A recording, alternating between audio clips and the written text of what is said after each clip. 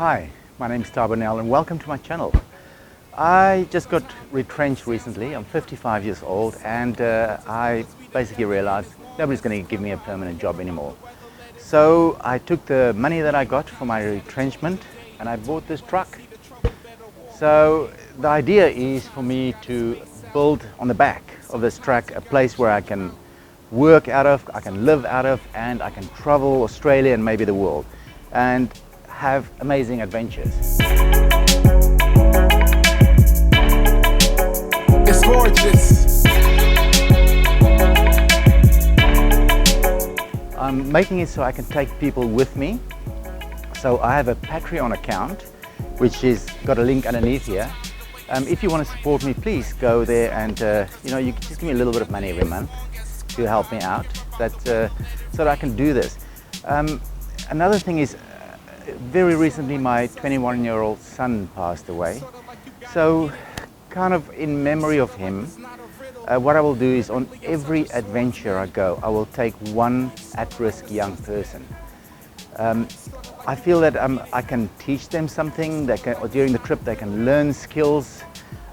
Also, take them out of their surroundings, give them an adventure, give them a sight of a different life. And even if you change one person's life, that'll be fine.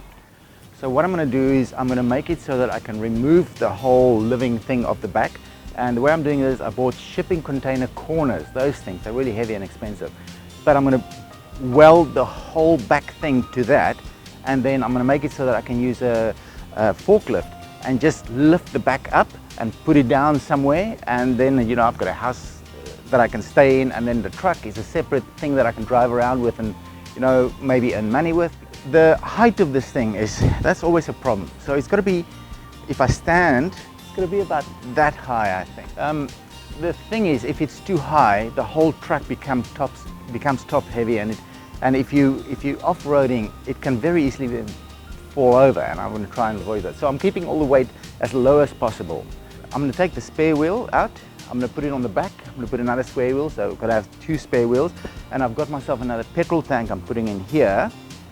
And then if you look at it from this side, the door is going to be over here. There's two seats there, so four people can sit here when I'm driving. It's almost like a double cab, but the two seats are inside.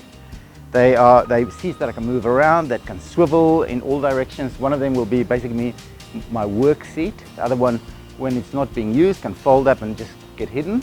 I'm cutting the whole of the back of the cab out so that when we're driving and the people sit here, it becomes they're part of the whole experience. Now here's the thing that I really like, that I've really worked on. I want to put a balcony on this thing.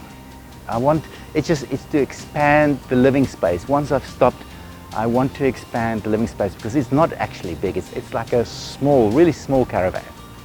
At the back there, I'm going to have really nice big boxes. So they're mostly tools. So I'm going to have a workshop. So my workshop, all my tools, my welder, all that stuff is going to travel with me. So if I break down or if something, I've got all my tools. Part of this thing as well is I might not completely finish the inside of the truck by the time I'm going.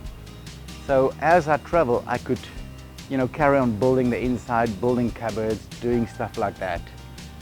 Also, I'm making, the whole inside is made out of wood. So if something doesn't work, I can break it down, redo it. And I can slowly make this perfect the way I want it to be. What else? On the roof, I'm going to have solar panels with batteries. So I'm running everything electric. The stove's electric, fridge electric, the oven. I've bought this amazing microwave oven. So it's a convection microwave oven. It's microwave, full-on oven, and steam cooking, which is really amazing. Put some water in the little container, put your stuff in, and it just steams it and cooks it.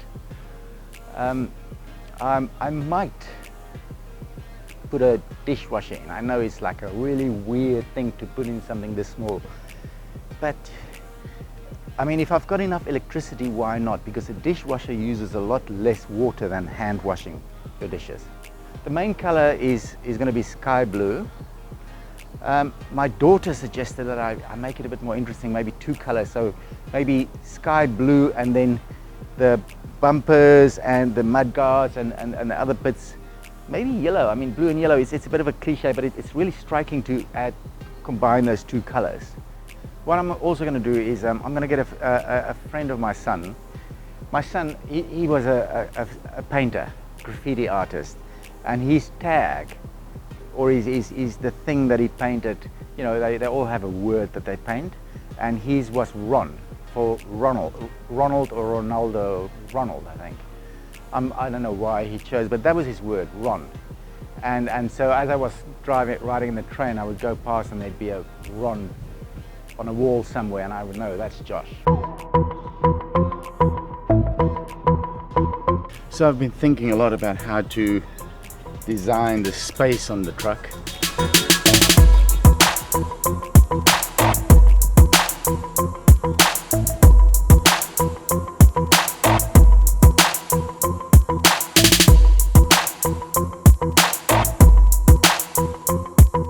I mean, it's a bit wonky, but this is a general idea. In here will fit the microwave and just general technical stuff, shower, toilet.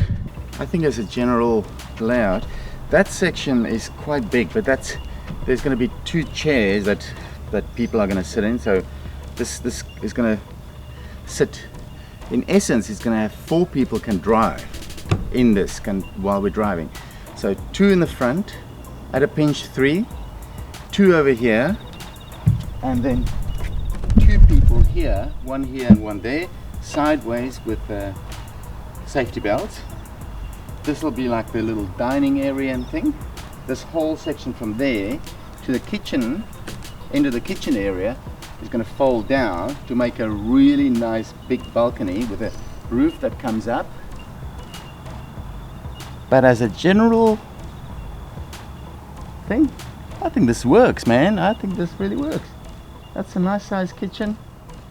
And the nice thing is, once the balcony folds out, you have access both sides to the kitchen, which will be very, very cool. And then we'll have, you know, chairs and things that can go on the balcony. We can even put a Barbie on there. Something, I don't know, make it so that it's, you know, like on a boat where it hangs out, so it's not, doesn't stink up the place. But the reason for this is that in a lot of parts of Australia, the insects are ferocious. So you've got flies, which is just insane in most parts of the year. You have mosquitoes. You have something called a midge. So the screen that I put in is going to be midge screen. On all the windows, they're going to be midge screen. Because apparently they're smaller than mosquitoes and they can actually get through mosquito netting.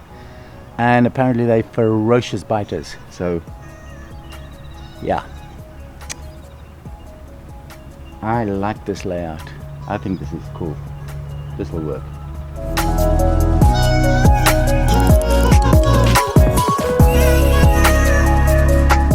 So something that I've realized is I'm about the same age my dad was when he died. He died when I was about 7 years old. So I grew up on a farm with my mother and sisters. I had 7 sisters, but at that time I was with 4 sisters and I was the youngest, only son on the farm. And what I've realized is that how similar to my dad I am. It's quite astonishing when I look at his life, which I can quite well remember, vividly remember, and my life. So he was a teacher, a school teacher. He did that in order to earn money to feed his family. I'm a video editor. I edit news, and I do that to feed my family. And it's the kind of job which is you do it. There's not really room for moving up the ladder, and you do that thing your whole life in order to earn money. And you earn a certain amount and that's it. You don't really earn much more than that. He then used some of that money to do his side projects. So he farmed. At one point he was renting like 5 farms, doing really well, and then he decided to buy a farm. But unfortunately he bought it on the wrong side of the town. So the town was here, this side it rained, that side it didn't rain. For some reason he bought a farm on that side, maybe because it was cheap. And so he couldn't grow anything. So he went and he bought a giant engine and a pump and pumped water out of the river up a hill and in order to irrigate the farm, but the farm never really made money. Same thing with me. You know, I started companies. I must have started dozens of companies and spent a lot of money on these things, and none of them succeeded. He did all kinds of weird stuff. He had built a racing track for bumper cars.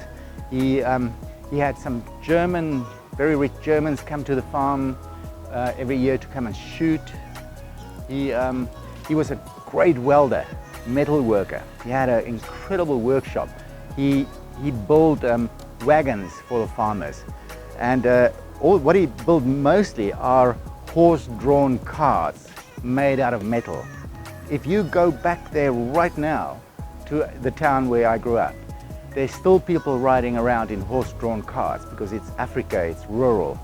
And those carts all made by my dad like 50 years ago. And they are still working perfectly. He just was really good with his hands. And you know, I'm pretty good with my hands as well. You know? Hopefully, because I'm going to do this with my hands. And so, you know, the reason I'm telling you this story is that it's not necessary to be very successful in life, you know? Not everybody can be successful. The world requires lots of different kinds of people. That's what makes it interesting. That's what makes the world an interesting place to be in. If everybody was successful, it'd be crap, you know? You'd just be really successful people. It requires all kinds of people. I love my life. I love what I'm doing. I love the fact that I get to do all these different projects. I've done hundreds of different things, almost all of them failures, but they were really interesting to do, and I've learned stuff through them. I mean, I'm constantly learning new things. Like in order to build this thing, I'm learning new 3D software, you know, design software, because I have to, you know, design this fairly carefully in order for it to work.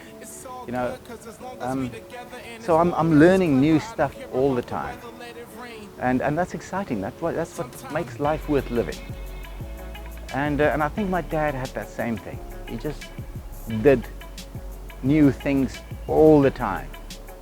Wasn't successful, didn't make him money, but it was a life, and that's all we can do. We're living a life.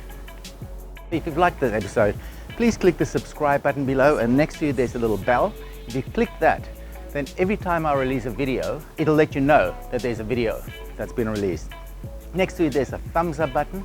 Please click that. It seems to have some reason for helping me, I don't know why, but it's a good idea. Thank you for watching this episode, and see you next time. Keep going right in. Come on.